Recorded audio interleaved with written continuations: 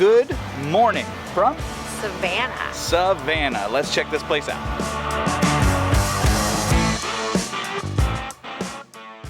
Our focus in Savannah was the historic district without much of a plan or mission beyond walking around and seeing where destiny led us. We began at Forsyth Park largely because of the free parking available at the tennis courts, provided you arrive early enough as it fills quite quickly. It didn't take long for our carefree spirit to be overtaken by our OCD, and we began zigzagging our way more strategically from square to square. Due to our early start, we were limited to curbside views, so we took the opportunity to stop for breakfast at J. Christopher's. It was amazing and would fuel us for the rest of the day. Afterward, we came upon the Second Baptist Church, where Savannah surrendered to General Sherman in December 1864.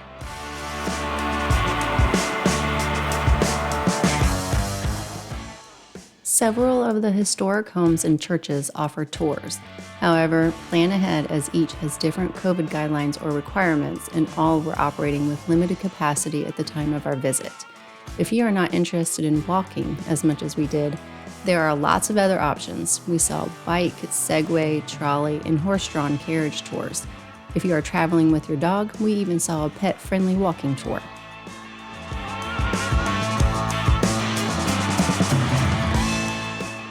It seemed like most of the shopping and dining spots were closer to the river. This is also where we found the only public restroom, which was at the visitor center.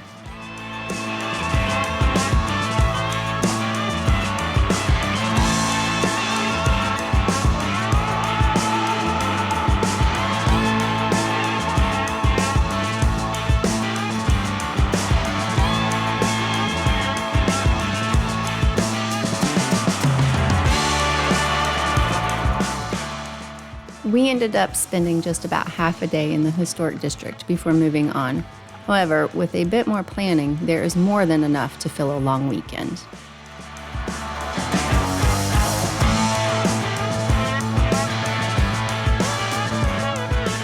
All right, so out of historical Savannah to the old Fort Pulaski National Monument. That's a good job. That was a mouthful, I know. Yeah, this was a Google pen. It's really the only one I had in the area, and we happened to be close, so yeah. Here we are. This is where we're going to spend our afternoon. Check it out with us.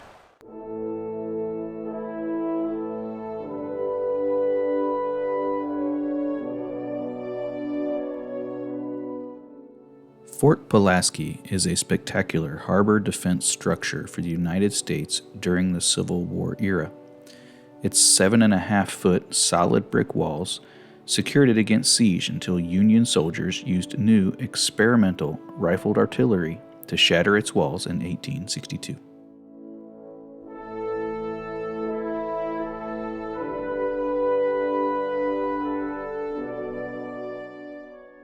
The fort, declared a national monument in 1924, has been rebuilt and restored to the same state as in its heyday. After checking out the underground gunpowder magazines, we made our way inside and worked our way along the ground floor counterclockwise.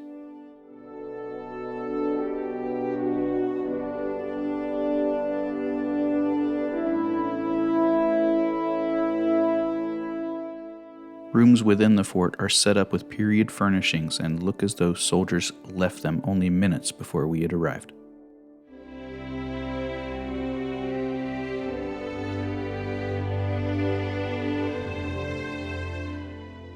Once on top of the fort, the shores of Tybee Island became visible in the distance, from which the 11 Union batteries took aim and bombarded the fort for nearly 30 hours, ultimately taking it.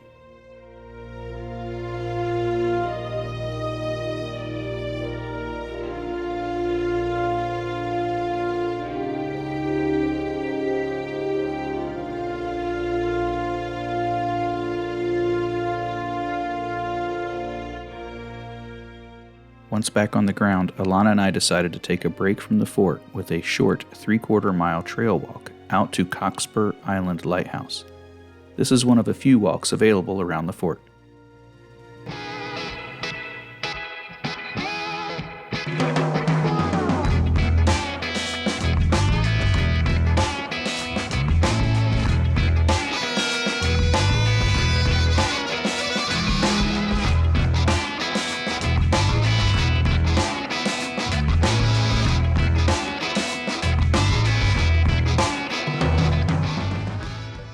As we passed the fort again on our way back to the car, there was a sign that pointed out an artillery round still lodged in the wall after all these years.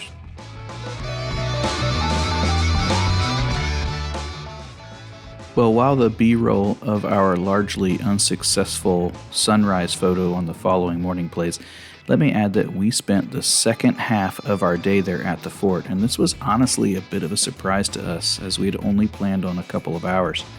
We ultimately found that the atmosphere was just so much more captivating. So, if you're planning on visiting, we suggest packing a snack or even a lunch and plan on spending a minimum of 4 hours there to take everything in.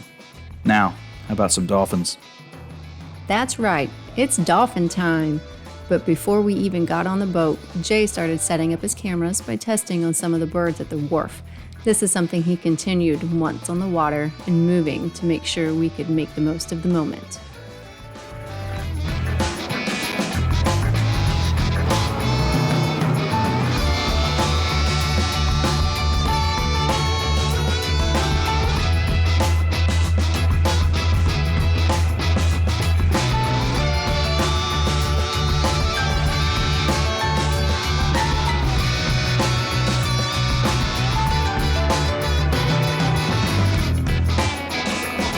Right there it is.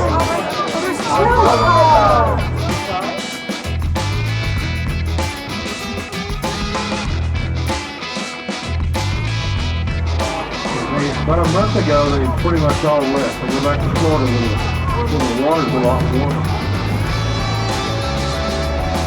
But they are huge. They weigh about 1,400 pounds.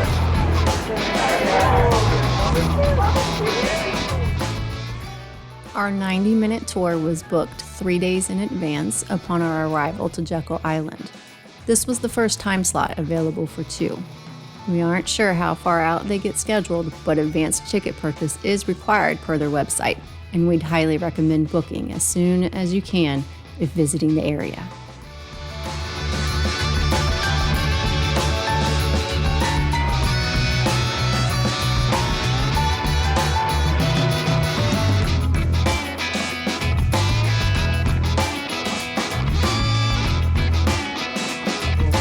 He said, how do you know that dolphin thing's flipping?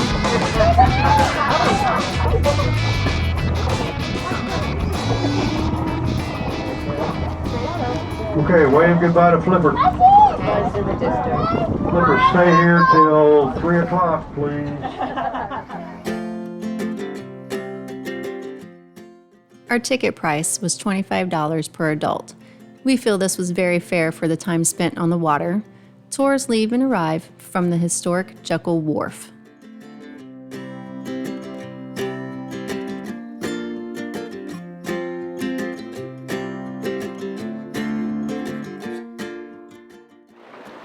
Well, there you go, all of the photos and video footage that I captured on the Dolphin Tour. It was absolutely lovely. We had a fantastic time. All of the same challenges that I had really on the boat when we did a puffin tour up on our northeast New England trip. Link over Alana's head if you missed that. But I think I did a lot better job. On this trip, I did have my 80 to 400, and you can see the bugs are coming out. One just flew in front of it. So I don't know how well we're going to be able to hold out here. We're back on the South Beach. What was the name of it? St. Andrews Beach. St. Andrews Between Beach. St. Andrews and Glory Beach. Yeah, it's a lovely beach. It's actually where we started the last video at with our very first sunset. I wanted to come back here, but I didn't anticipate the tide change, and my feet are going to be wet very soon. Yes. It's early light, but I went ahead and took one photo of this tree back here behind me that I liked, and we're going to look around. We actually walked in the woods to get here because tide comes right up over where we currently stand here.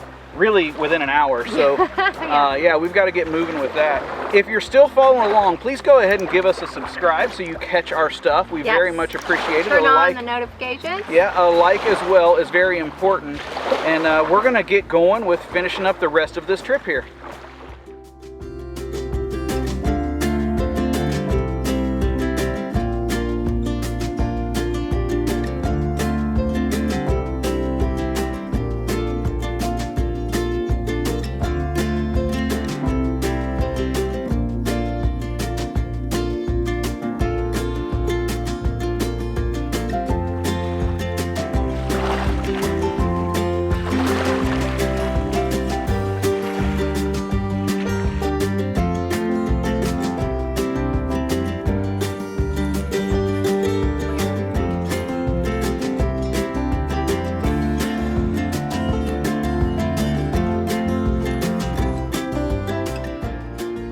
ended up sticking around for one last sunrise before we have to head for home. And unfortunately, it was a little bit of dark and cloudy, didn't really light up with any color. We went from one extreme to the other. We had bluebird skies almost all week, and I'm not complaining because we also had unseasonably warm weather. We were in the Very upper nice. 70s to mid 80s all week, and it was just absolutely lovely. I don't know if it was the vitamin D or just the vibe of this place, but for what I thought was going to be a remote work week for me between Christmas and New Year's has honestly recharged our batteries better than most trips that we take. Yes. So if you are considering Jekyll Island, frankly, any time of year, there is so much to do here. We are not into golfing or so many other things, but there's so many family activities. You could easily fill a week here and not run out of things to do. Nope. Even if it's just the outdoor stuff, hiking, walking, cycling, whether you want to be laid back as well, there's just a lot. So absolutely come and visit. I will show you the photos of this sort of dark sunrise that we've had here this morning. But that's it. We will see you soon, whatever we get into, as we get back to Ohio. It's unfortunate that it's time for us to go back there. But we must. See you then. Bye-bye. Bye.